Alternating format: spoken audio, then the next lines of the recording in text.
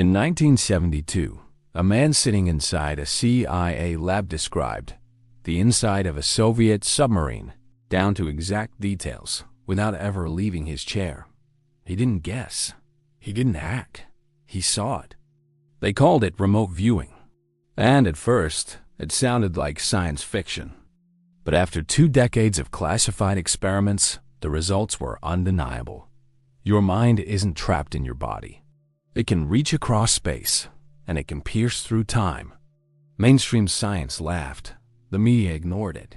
But behind locked doors, government agencies were training ordinary people to do the impossible, to perceive distant locations, hidden events, and sometimes realities that hadn't happened yet. This wasn't a belief system. It wasn't a psychic gift. It was a protocol, a method, a way to remember something ancient. You don't just live in time. Time lives inside you. And once you watch this video and learn how to look beyond it, your life will never be the same. In 1973, inside a sealed CIA facility, Ingo Swann was handed a number. Just a number. No details. No context. It was a blind target. Swann closed his eyes and began to describe what he saw. Swirling storms, a massive red spot, and something strange, faint, icy rings around a giant gas planet. That planet was Jupiter? No telescope on Earth had ever seen rings around it.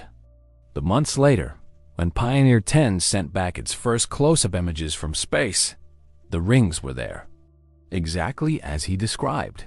How? Because Swann wasn't imagining. He wasn't predicting. He was viewing something that should have been unreachable, across 600 million kilometers of space and months into the future. That moment broke something. Not just for scientists, but for anyone paying attention.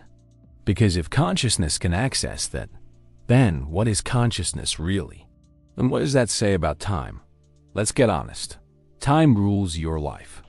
It tells you when to wake up, when to eat, when to work, when to worry. It tells you that you're too late, too old, too behind. But what if the clock is lying?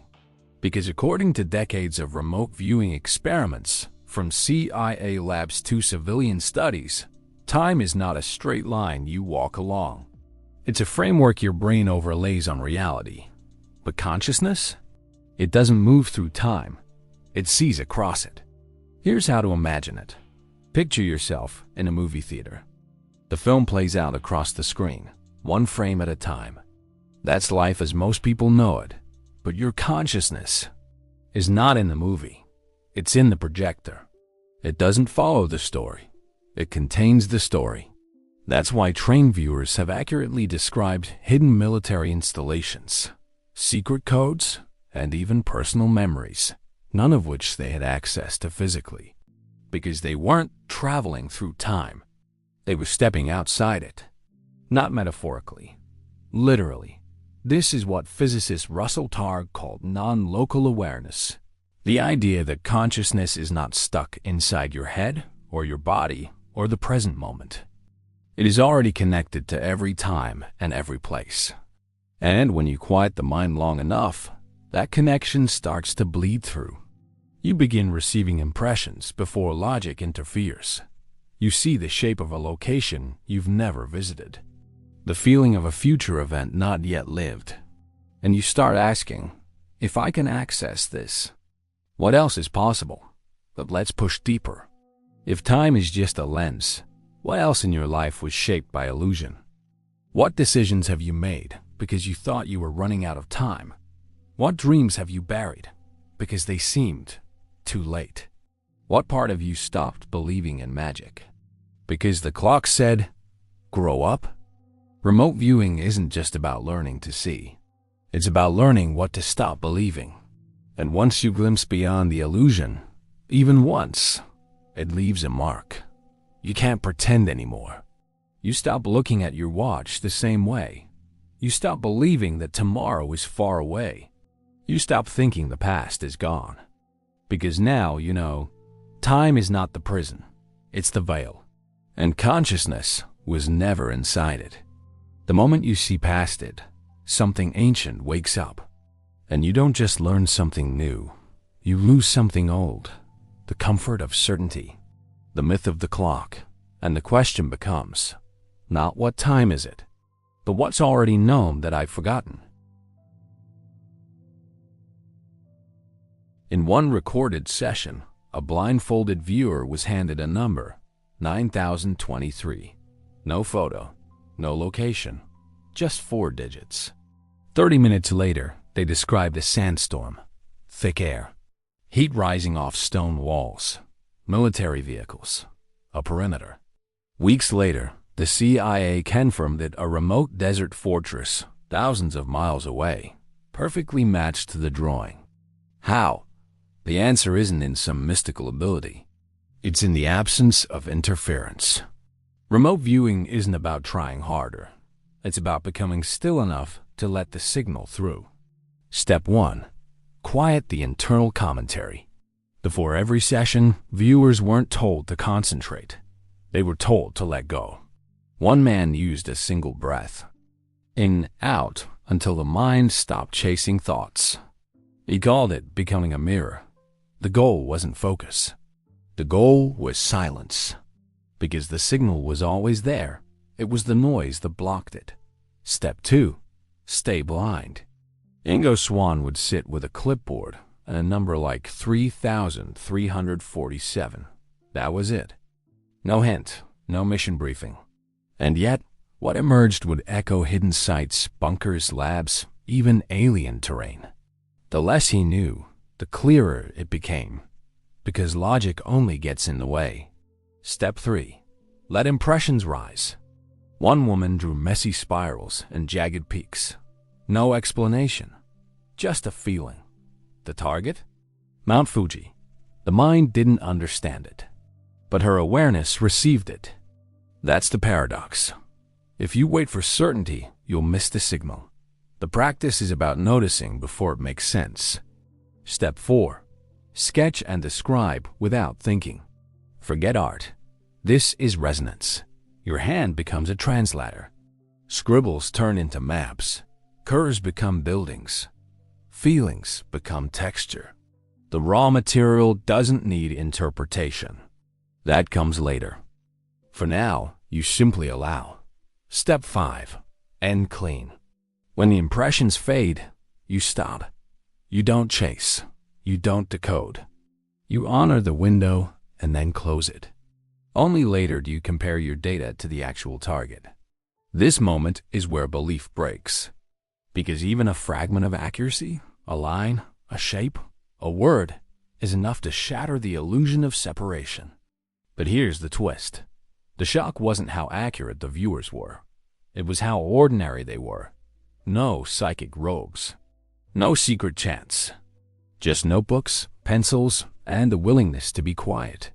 What made them exceptional wasn't talent. It was stillness. And once you understand that, the whole game flips. This isn't a rare ability. It's a buried one. It's not about discovering something new. It's about removing what's in the way. Because when you stop trying to reach for perception, you start to remember it. Remote viewing is not passive. It's an act of rebellion. You're stepping outside of the story, outside of time, outside of what the world told you was real. This isn't just a practice. It's a jailbreak. And once you step through the crack, you don't see the world differently. You see the difference between the world and the illusion. In 1984, a remote viewer sat in a quiet room, holding a blank notepad. He had no idea where the target was, only a code number. He closed his eyes, let his mind fall still, then began sketching.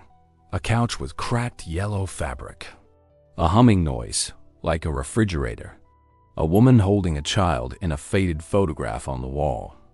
The room he described was in a sealed military building 1,000 miles away. He had never been there.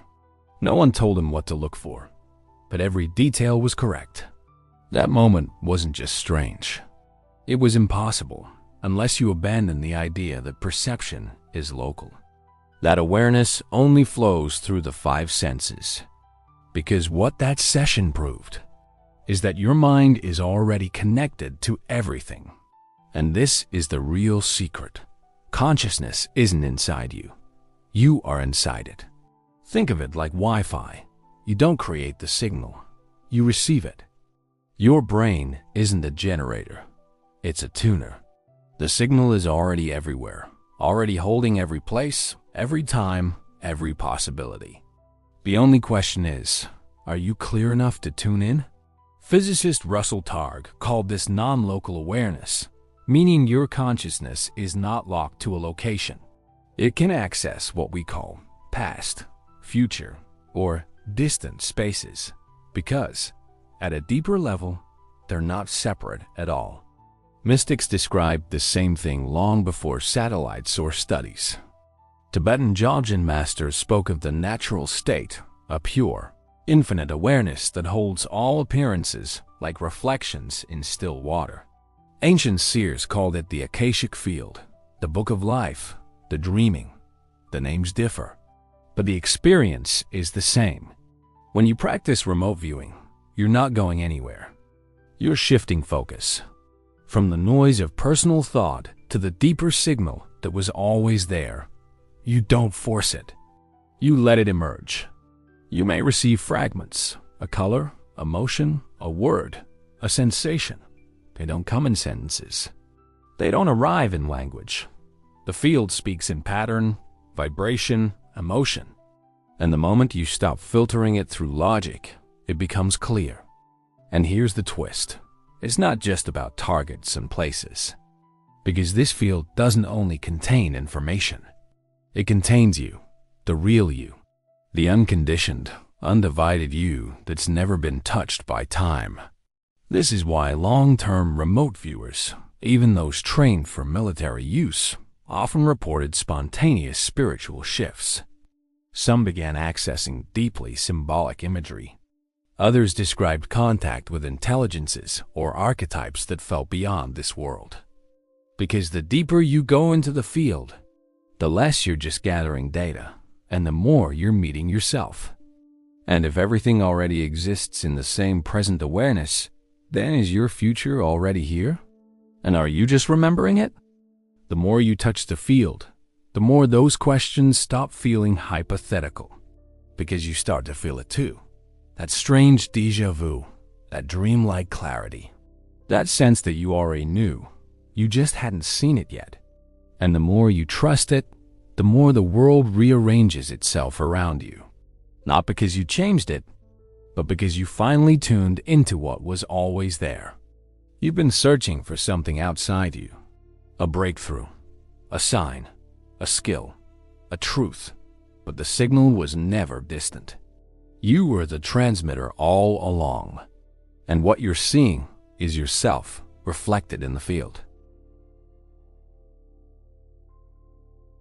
In 1975, a trained remote viewer was given a target, a military base hidden in the desert. The session started normally. Observations, impressions, then silence. The viewer's hand froze. He whispered, "There's something under the sand. It's old. It's sacred." He wasn't seeing weapons. He was seeing ruins.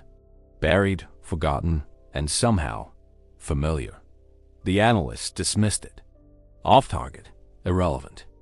But weeks later, during unrelated reconnaissance, aerial scans revealed anomalous stone structures in the exact location. This was the moment the narrative cracked.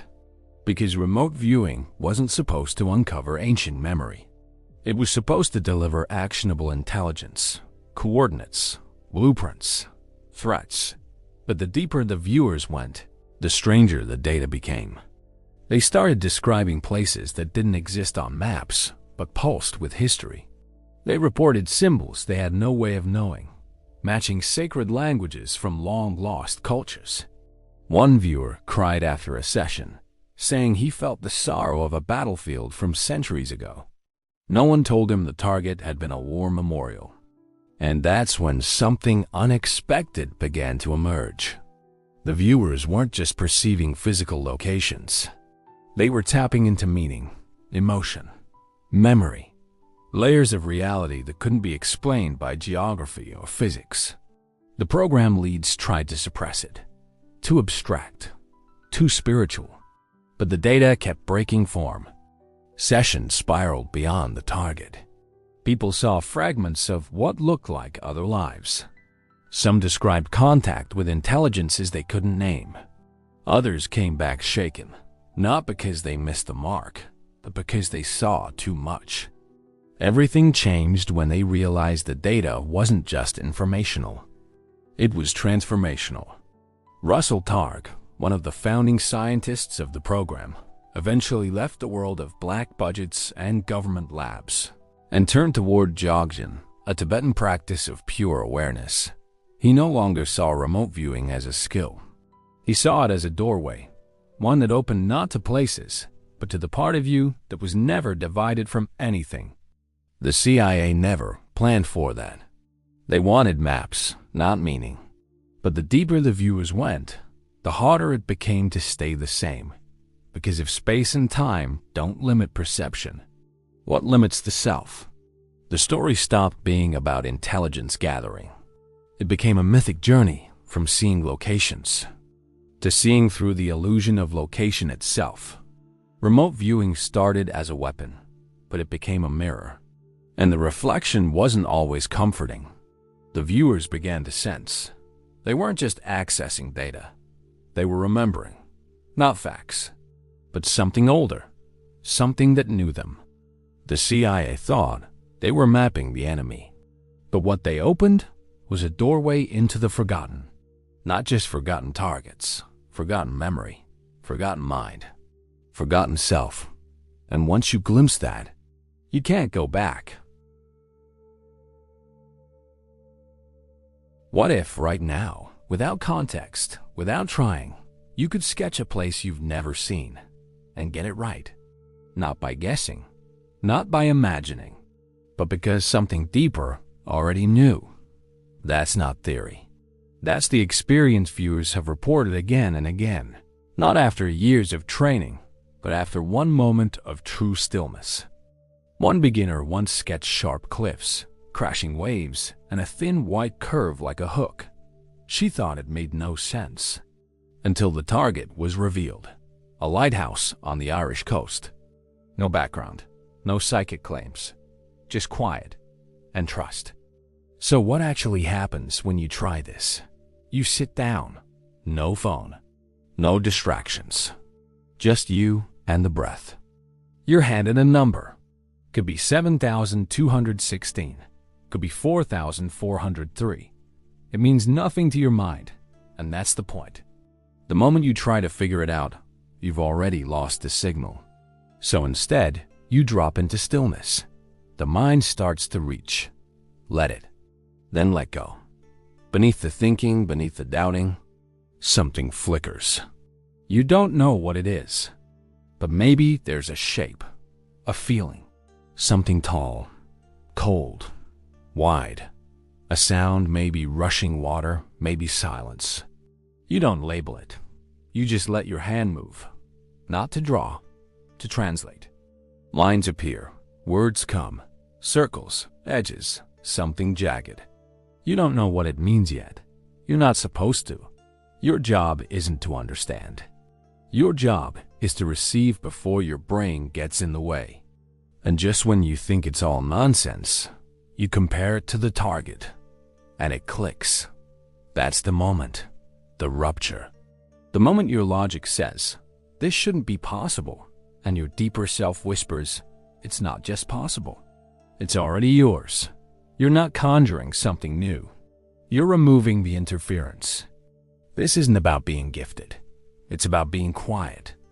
This isn't about predicting. It's about remembering. Because the field was never outside you. You are the field localized for a little while, until you look inward and remember how to see from the source. And yes, your mind will resist. It'll tell you you're making it up. Let it scream. Let it flail. Then sketch anyway. Because the moment you stop obeying thought, you become something else. You become a viewer, not of space, not of targets, but of truth unfiltered by belief. And when that happens, you realize you were never seeing something far away. You were watching the part of you that never forgot. So now the only question is, will you try? They told you time was linear, that your senses were your only truth, that knowing could only come from outside you. But now, you've seen something else. You've felt the signal rise through silence. You've touched the place before thought. And in that place, you didn't just learn something new. You remembered what you've always been. You weren't reaching into the unknown. You were opening the part of you that never forgot. Because perception was never limited. Only your belief in it was. And the moment you stop chasing truth like it's out there, you begin to see that you're not watching reality. You're remembering the part of you that wrote it. The only veil was thought, and now it's gone. So what will you do now that you remember? If something opened in you, even a little, share it in the comments below. We read them all. And if you want to keep going, subscribe to Codex of Amenti and return when you're ready for more, because this journey is just beginning.